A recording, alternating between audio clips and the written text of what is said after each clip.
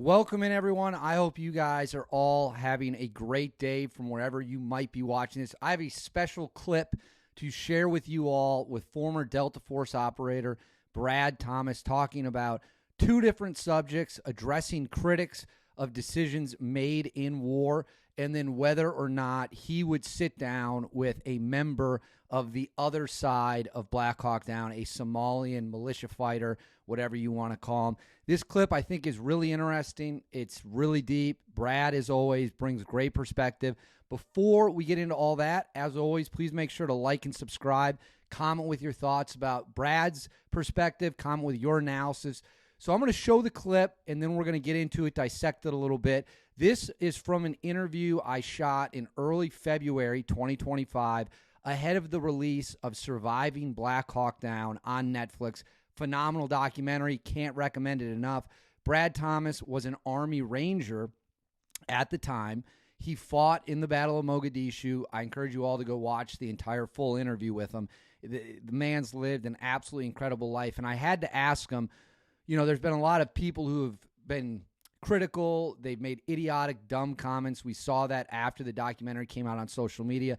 I wanted to get his opinion on what he would say to critics of the decisions he made on the battlefield or the decisions others made on the battlefield and that battle, other battles, whatever it might be. And also if he would do what they do with like World War II, Vietnam veterans, where people come together. He had great answers to both. I'm going to roll the clip, and then we'll get into it afterwards. Let's watch that moment from the interview right now. This is a question that I'm very fascinated to get your opinion on. It's about critics. It goes back to the armchair quarterback thing, but in a more broad picture. You know, there's been politicians who have made claims about what happened in Somalia. There's a specific one who seems to like making a name for it. There's been plenty of writings and articles. What do you say to people who weren't there, didn't see the situation you were in, but feel that they have the podium or credibility to, and again, these aren't my words, you know, baby killer. They were out there massacring people. They were just mowing down civilians, ruining the country, et cetera, which I don't agree with any of that. What would you say to people who feel that's an appropriate accusation to levy? Well, I mean, that's the best thing about America, right? Is that we all can have an opinion and we can all say what we believe and do the things that we believe in. I know what I did. I don't know someone else's perspective is their perspective. So I really can't comment. If that's their takeaway and their perspective, that's their takeaway and their perspective. But I had a job to do when I was there. I did my job.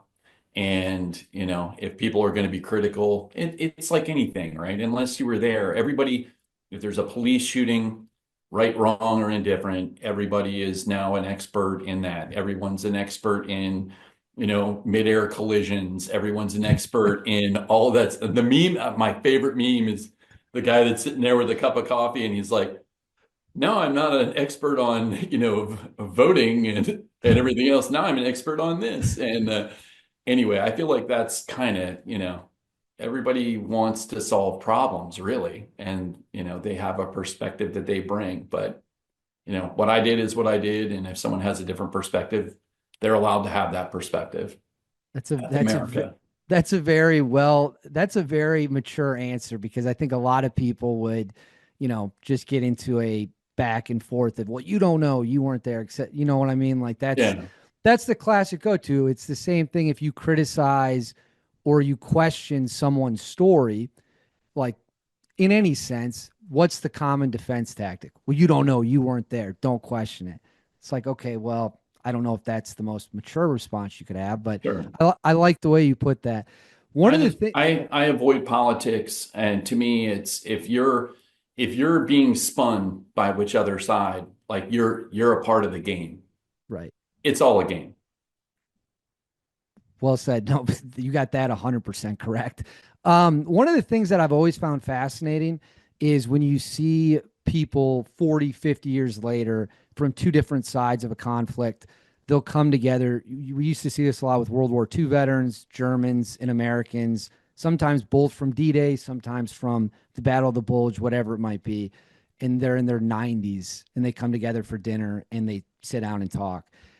If the opportunity presented itself where you could meet someone from the other side in anywhere you've been, Somalia, Afghanistan, Iraq, would you take up that opportunity? Or for you, you're just like, doesn't matter to me.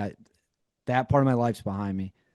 Well, maybe this is a better answer is, you know, you kind of have to respect your enemy. You have to respect they're just as right in their ideology and what they're fighting for as you are in yours.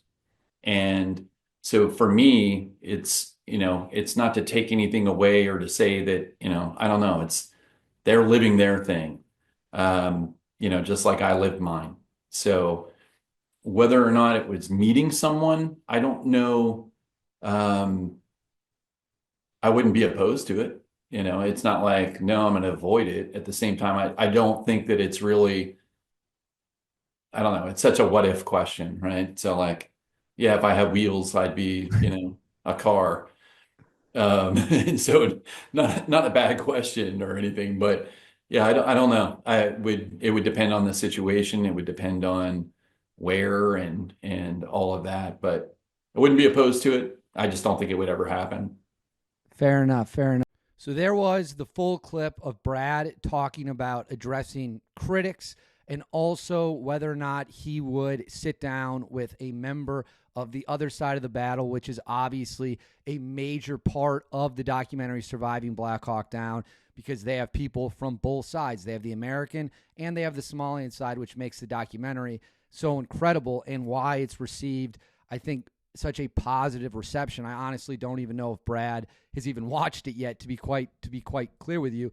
What I really enjoyed about that clip and what I want you guys in the comments to give me your opinion on is I think a lot of people would have taken that question about critics and used it to get angry, slam them, whatever it might be, blow your lid a little bit. But Brad chose what I thought was a very reasonable and professional response, and that is that this is America.